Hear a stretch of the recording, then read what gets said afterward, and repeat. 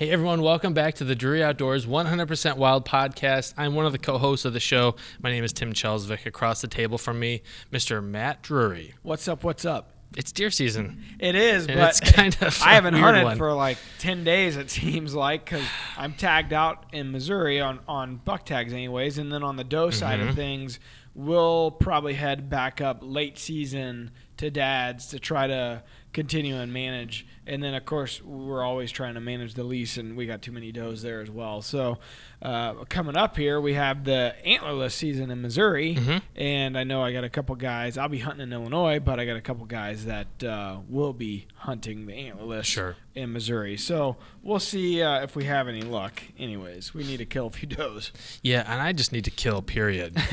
but you know, I'll take my headphone out too because we don't have a guest today. It's just we are the show. You and I were talking a couple days ago about my experience taking my daughter hunting for the first time. She'll be 7 on November 30th. She took a shot. We had plenty of deer movement. We hunted on a Saturday night, and then a Sunday morning I popped up a blind underneath a cedar tree. And it was a spot where I know that does kind of hang out there. They filter out. There's some big oak trees where they filter out to feed on the acorns in the evening. So I thought this is going to be, because at the very least, when you take a kid out, you want them to at least see something. Absolutely. If they're not seeing deer, they're not coming back. Exactly. Yeah, they have to have some level of success. And so we got set up, and we were probably in the blind for maybe a half hour. And for folks that have been listening to the show for any length of time this season, they know that it's been a less than stellar season for me. It's been a hard one. I've killed a doe, and that's it. Normally by this time of year, I've at least punched a buck tag. Yeah. But your properties this year, you lost one of your good spots, and they're just not as ripe for the picking as they have been in the past, it sounds like. Exactly. My trail camps have not been showing the kind of deer that I'd hoped to see. And I did pass on a buck early in the season that I'm kind of kicking myself now for passing on. But so we're in the blind with my daughter, and she's shooting an AR. It's in .223, which is a small caliber, but she's almost 7 years old. She's really small, and people say, like, why do you need an AR? You don't need. It's an assault rifle, and there's no such thing as an assault rifle. But she's small. She needs a small caliber, and because no kick, basically. Exactly. It's like shooting a 22. Exactly. And so she's less afraid. She shoots it better. We had a buck that was probably pushing 120 step out within the first half hour of us sitting there. And tears are starting to come out of her eyes. I'd never seen this happen to her before, but they were tears of excitement. She was so excited about there being a deer and her being potentially able to take it. That's awesome. And so didn't get set up on that deer, had another a spike come through that she did get set up on, took a shot, but we both had our hearing protection on, and we were kind of whispering loud to one another. Like this. Exactly. And that deer is kind of looking around and kind of figuring out what's going on. He was taking a step away to leave. She said it was a good hit, but we just never found any blood. And that .223 round's kind of small. Were you filming? I was, yeah. What happened there? Yeah, yeah. So the deer we was do this for a living. Come on. Oh man, it was one of those things where like the filming aspect was just gravy. If she could, out the window. If she could kill, I was happy with that. If I got footage, that was just a bonus. The deer was cleanly behind a part of the blind, but we were able to see the footage after the fact to see, as the deer ran off, it was pretty thick in there. And he just didn't look like he was injured. So I think it was a clean miss. But she was so excited. Then we had another opportunity the next morning. Because you didn't find any blood or any hair? No blood, no hair, no anything. And we spent probably, maybe 2 hours walking around looking for the deer the next morning. Yeah. So while it wasn't a successful harvest, I think it's a successful hunt because she's definitely sold on it and wants to do it again. I'd say so. That's pretty awesome. Yeah. And so we got some great footage, some great pictures, and it's just cool spending time with your kid in the blind. This is my first time deer hunting with my daughter, and it's something that frankly I've been looking forward to ever since I was a kid myself. Yeah, it's pretty special. I know, when we took Cameron out, and that was in September, so you're braver than I, which you had a pretty warm weekend. Pretty so balmy. Conditions are good from a standpoint of having a child sit out there for any length of time and not freezing. But we took Cameron out. We talked about on the podcast before. That was early season, September. Missouri season just came in. I think it was like the first or second weekend there, and so it was really warm. It was almost too warm in a lot of ways. And we had that encounter with that deer I call Kevin. Yep. It was a split brow, just a really pretty frame on him. Not Kevin, wide, because the minion, right? It sounds weird talking about shooting Kevin. Yeah. So so Cameron was in the blind, and we talk about having those items for a kid to keep hold their engaged. interest. Yeah. Because there's a lot of time when there are no deer moving and there's nothing happening and it's boring. Test your patience. Yeah, it's boring. It can get really boring for a kid. So, hey, we brought the iPad, we brought some headphones in, and he was watching Despicable Me 3, and one of his favorite movies. And so this deer comes out, and I barely see it. It's kind of covered by a tree, but I could, with my loopholes, I was like, hey, that's a good deer.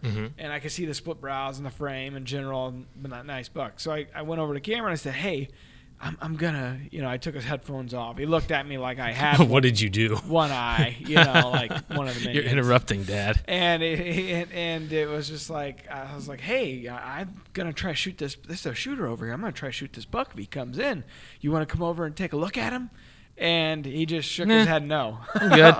like go away. This is a really good part of the movie. Yeah, what are you thinking? And he had been great in the blind. This is the day 2 in the blind. And day 1 he was really engaged and with the binoculars and looking out the windows. It was all new. And day 2 it was like almost old hat already. And he was like, day 1 he really didn't mess with the iPad at all. How long were you guys in the blind day 1?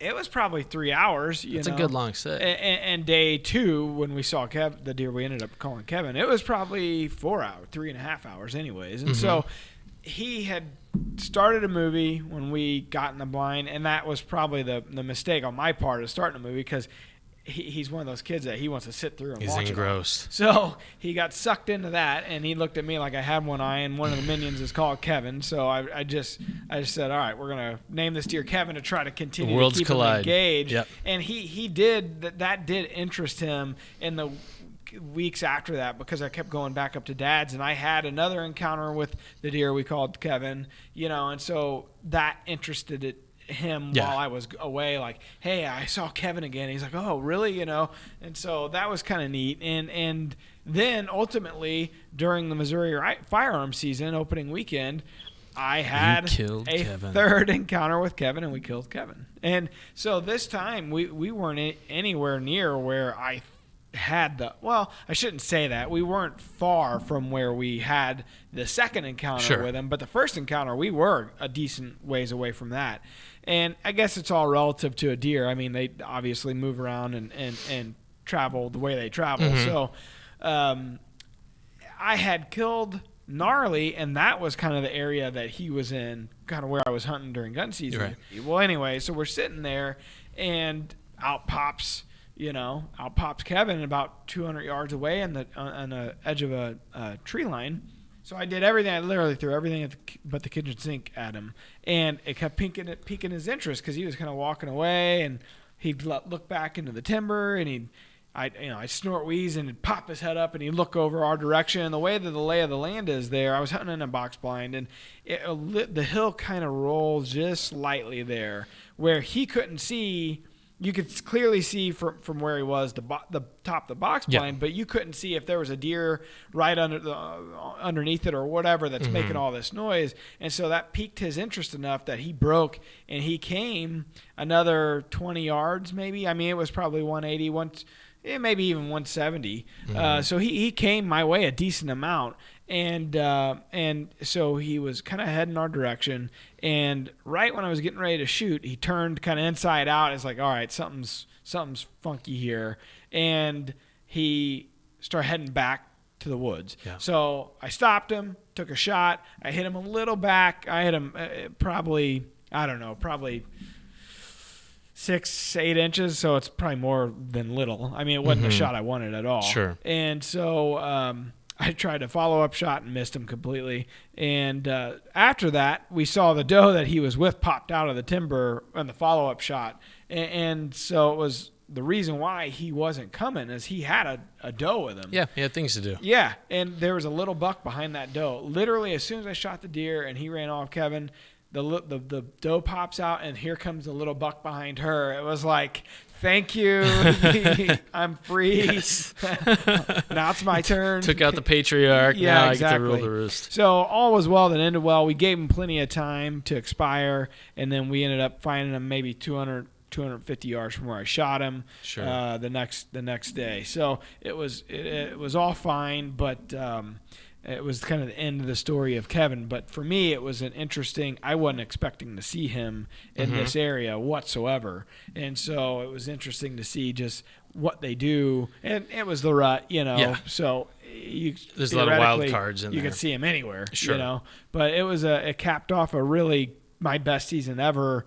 And it's not even over. I still got a couple tags in Illinois, but in Missouri it is over. And it's the best 2 deer I've ever shot, score-wise, 171 and 6 ace and 165 and 4 ace. And so it was a lot of bone in one season. It is going to be an expensive taxidermy bill, but I mean, it never happens to me. So it was really kind of take a victory lap, man. Yeah, it was one of those deals where it probably won't again, but I'm soaking it in while I can. Yeah. Well, and it's a good lesson in the fact that we have our own concepts and understandings on how deer move, but ultimately deer are going to do what they're going to do. Yeah. And so you try to have the most comprehensive understanding of what makes a move and where they're going to go. But you also have to kind of take into account wild cards that you're not really thinking about. Yeah. And that kind of leads us into our Cabela's question of the day today from our listener Nick. Yeah. So the question of the day is brought to you by Cabela's and Bass Pro, your one-stop shop for everything you can ever want. Especially this time of year. Yeah, that's right. Getting I'm the going Christmas tomorrow, spirit actually. Sweet. I'll let you know what size I wear, so Okay, you can do your Christmas shopping for me. Yeah. Let's listen to Nick's question. All right. Hi, my name is Nick Yurmovich. I am from Western Pennsylvania. My question for you is, when you're hunting a specific buck, like right now, I have an 8-point in my area, and he's probably a 160-inch deer, which is a monster for Pennsylvania. And he's hitting an acorn flat right now, and I don't think I have my stand hung in the right spot. I've hung a stand based on observed movement before, and I feel like they're bypassing me, and just out of range. So when should I move my set is my question. Should I move it right away, or should I wait and play out and see what these deer are doing? Thank you, and love the show. We probably have, it's a great question. We probably have different viewpoints on it just based on how we hunt. My viewpoint is to sit. I'm not an overly aggressive hunter, and it's usually sit and wait it out, and then if I'm gonna make a move, it's gonna be the off season. Mm-hmm. If I'm gonna move, and if he says he's only got the one set, and he wants to rehang it, I'd keep checking out the movement and the set he's got, and then worry about rehanging it in the off season. Now, if you saw a shooter and he saw the big boys after, and he's had a couple encounters, or his trail cameras telling him like he's over here, and you got that good intel, then maybe you do make that move now. Mm-hmm. Slip in midday, warm day, or whatever it is, and when they're maybe not moving, and try to be quiet and change your setup. But here we are. It's getting to be late season, and that for me, that's more of like a rut type of a move where you can get away with something like that.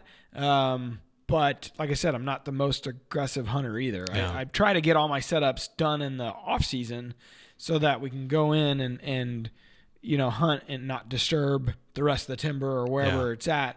And that way I'm not putting too much scent down or disturbing too much. And, So that's kind of my approach, and I know yours is probably a little slightly different based on where you're hunting and how you're hunting. I definitely like your approach and wish that would work for me. But the properties I hunt are a little different. I don't have as much control over what happens there, nor do I have as much history on a lot of them. Many of them are smaller, kind of suburban parcels. So what I do is I spend most of my time in a climber because I don't have permanent stands set up on places where I know that deer are always going. So a lot of my hunts end up being observation hunts also. And in addition to, like, I'm still moving trail cameras around right now. I've got a farm in Bourbon, Missouri, where I've got 3 deer that are prospects for me to potentially kill. And after firearms season, they just, everything changes. Mm-hmm. So I'm continuing to move trail cams around, but I'm also looking for a sign, like old school, looking for tracks, looking for scat, and kind of judging a path, a trail by how much traffic it's getting, as to whether or not it's going to be a high potential for me to go there.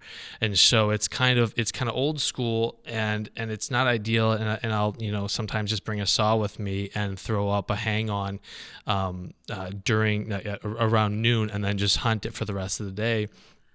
It's a lot of work. It's so much work, and I don't always look forward to it, but it's kind of what I do to kind of bounce around. And I call it guerrilla style deer hunting, because you're really going in with everything that you need on your back and popping up. And I feel like if I don't know where I'm going when I get to the property, the deer probably don't know where I'm going to be. And so there's kind of an element of surprise, but make no mistake, it's a lot of work. And quite frankly, right now, I don't have much to show for it. So whether or not it's the best route, I don't know, but it's it's what I'm doing.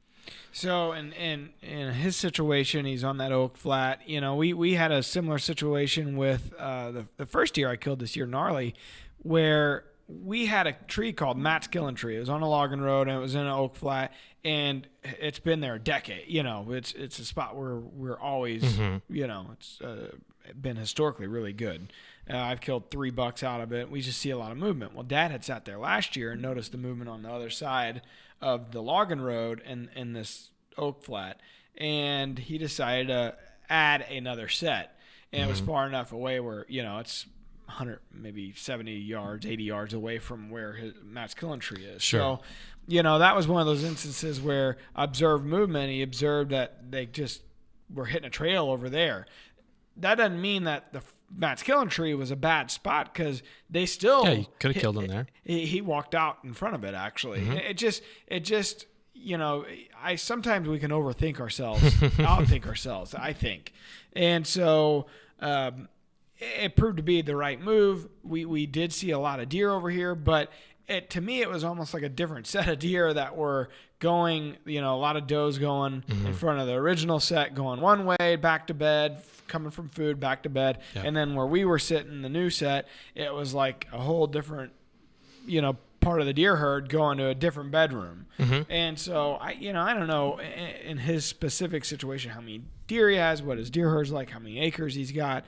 But I personally, I think I would ride it out and just let this part of the season go, unless he's just not seeing any deer whatsoever within bow range, and every deer is over there.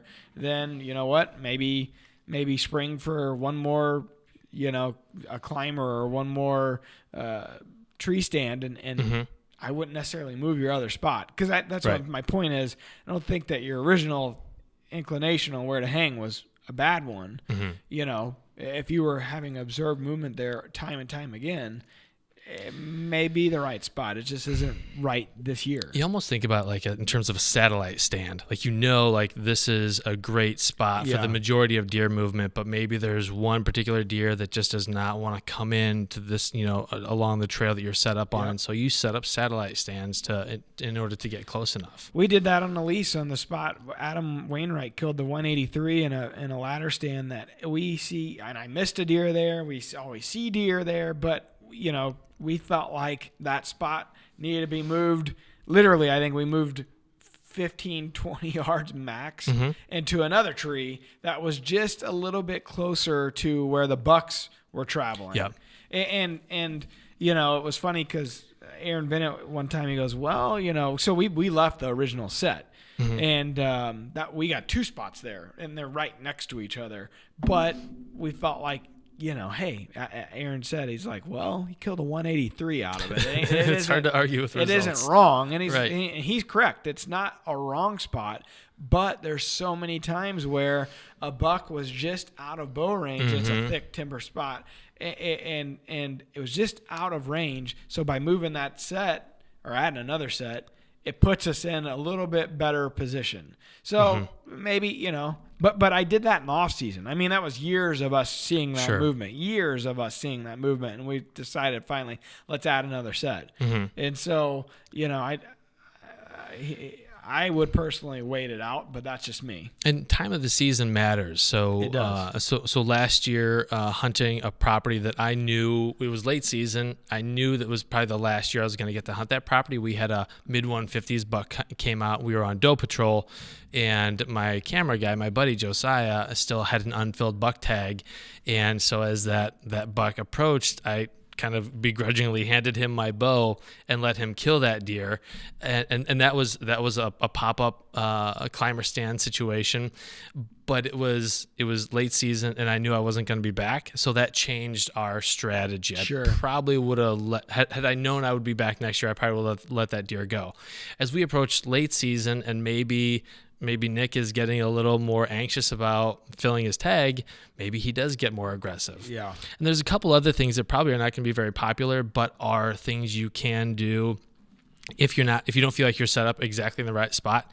You can try to increase your effective range with your bow and practice out a little farther, Or and a crossbow if it's legal. Or a crossbow, yeah. Still get within the archery season. But the other thing is, if you really want to get aggressive, and this is one of the tactics I'm going to do on my farm, is I'm going to leave my security blanket in the tree and I'm going to sit a few times on the ground, and that's tough. That wigs me out. Yeah.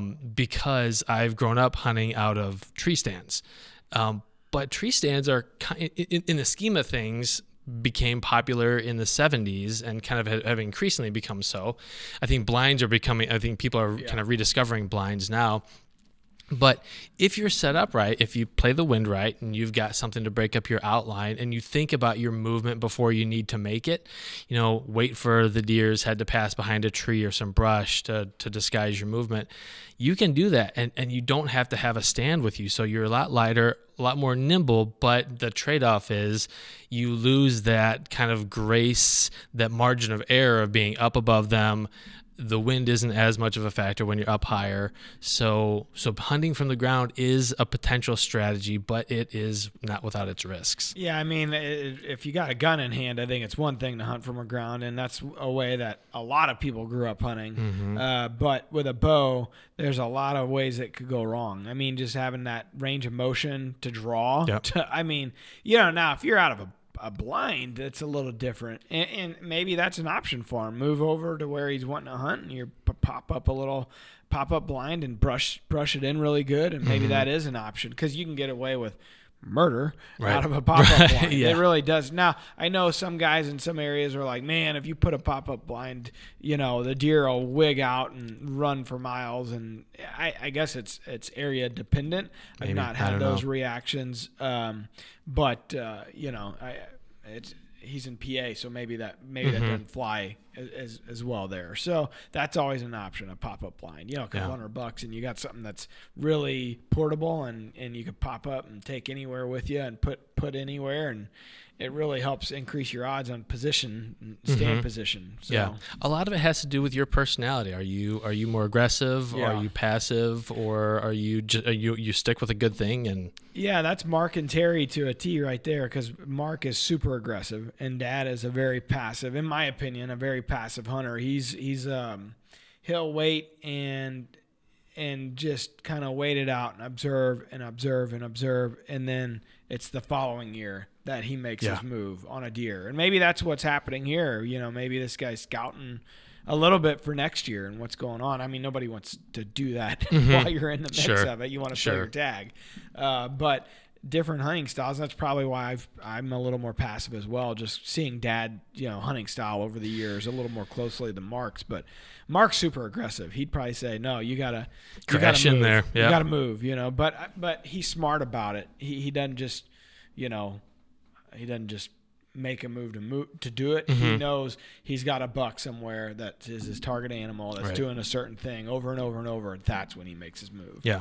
I think it's helpful to talk out your plans with your friends, because that's the fun part. You can it is, and they can also tell you if it's stupid, what you're thinking, because sometimes just saying something out loud helps you to hear just, well, okay, maybe that's not a realistic plan. It's funny because when we're at hunting camp, we will, especially at Dad's, and over at Jim Tomey's we do the same thing, but we will sit up and for hours and hours and hours, we'll look at the wind, we'll look at the forecast, we'll look at DeerCast, and then it'll be like, all right, here's our choices, here's where we should sit, boom, boom, boom, boom, boom, and then we end up flipping a coin, and then we, all that planning's out the window, and then we'll figure out where we're going, and then the next morning when we wake up, Dad always changes his mind. And that's what happened with your buck Gnarly, right? I mean, 5 a.m. he makes a call based on Reconyx pictures from the year before, and a little bit of what a current card pull, but in general, he's just always analyzing and overthinking. Or I don't know that's overthinking, because a lot of times that will make it seemed like it was just about right. Yeah. At the time when we're in that conversation, I always get annoyed by it, because it's like, come on, dude, make up your mind. Like, I wanted to sit here. This is my reasoning, and he'll be like, let's try this, and sometimes I'll do what I want. Sometimes I'll take his advice. I should probably always take his advice. Father knows best. He does. But, you got to make your own mistakes or your own choices a lot of times, too. It's the only way you're going to grow. And that's kind of how you develop your gut. People sometimes think of your gut instinct as just a whimsical thing, but I think you develop your gut based on your experience. Oh, for sure. Mark and Dad built a 30-year business out of gut instinct. I mean, we've made a lot of decisions. The first 15 years was a lot of decision making, obviously, without me. It was just those two going with their gut decision. And in the last 15 years, the three of us together have made a lot of decisions based on our gut. And so you can't discount it. Whether it's business or hunting or whatever, a lot of times you should follow it. There was one time I was hunting a property, and I was in my climber, and I got a quarter of the way up the tree, and I was looking around, because I like to look around as I'm going up the tree, just to look at what my shot options are like. And there was a small maple tree that was just to my west that I thought, man, I would have so much more shooting opportunities if that tree wasn't there. So I climbed down, wasn't all the way up, but I climbed down. It was still kind of a hassle. It would have been easier for me just to go up, climb down, cut that tree down, climb back up, got set up, and at last light, a buck came through that walked right where that tree had been. Would not have killed him had I not cut that down. Nice. And so that's like, oh, okay, maybe I do know what I'm doing a little bit, and that's just a reaffirmation that go with your gut. Yeah. Whether you can articulate why, sometimes it's best just to go with that. For sure. I don't know if we're helping this poor guy out.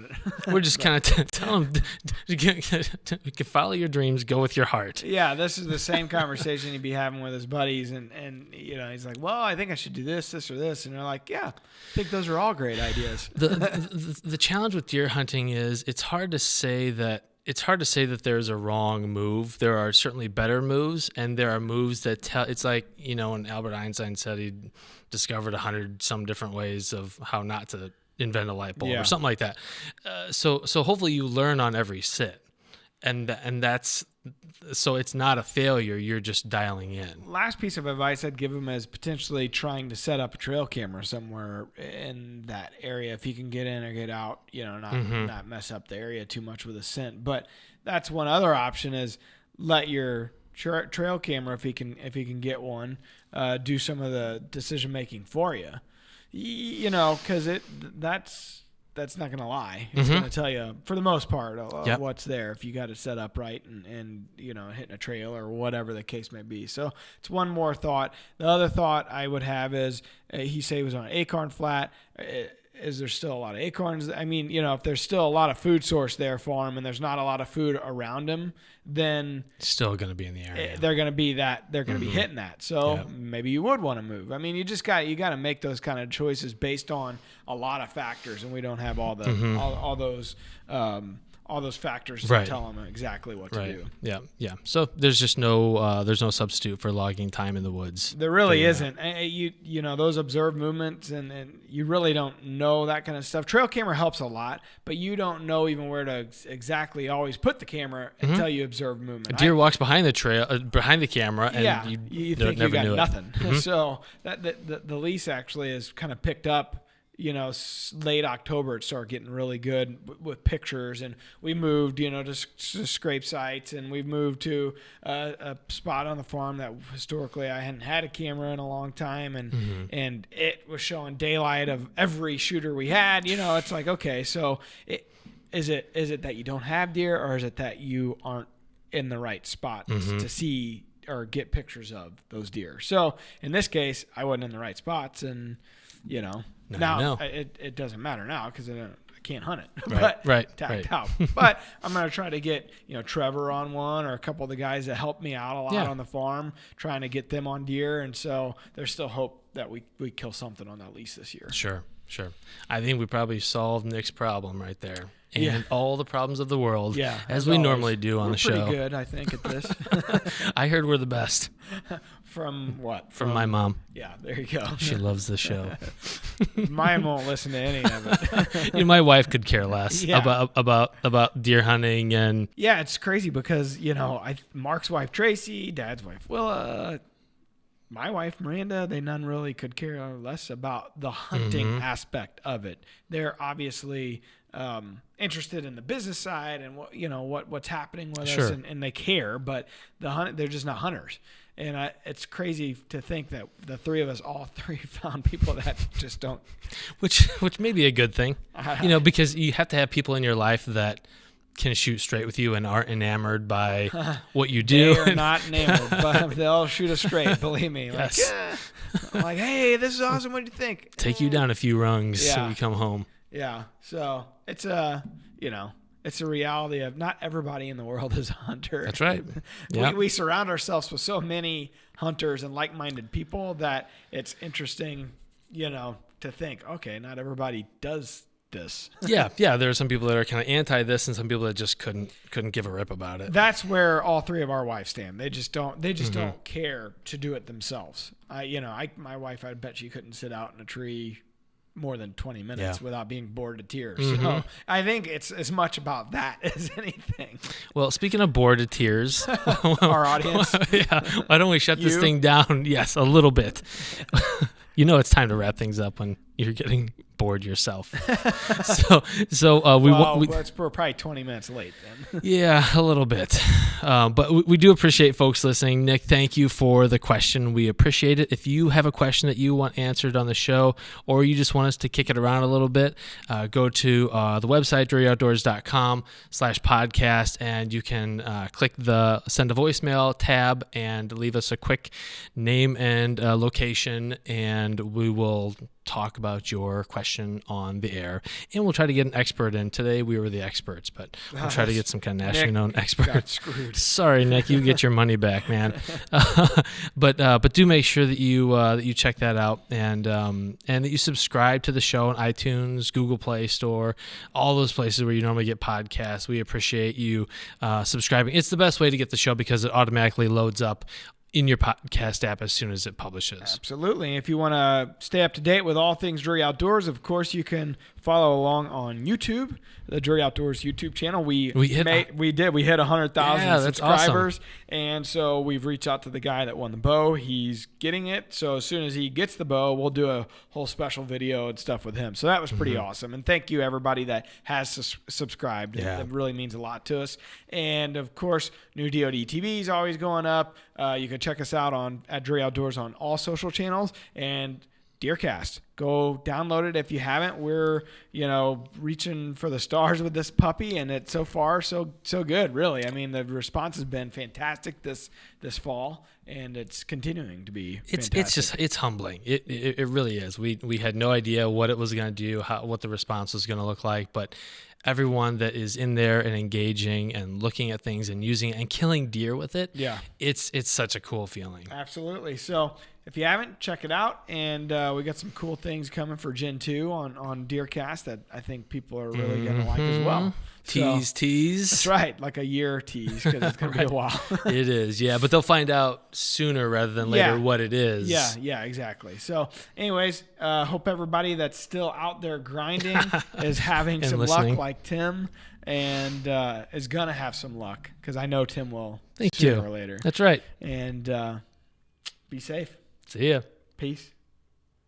We're adding new videos every week, so make sure to click that subscribe button and check out all of our amazing content. This episode of DoD TV was brought to you by Muddy Outdoors.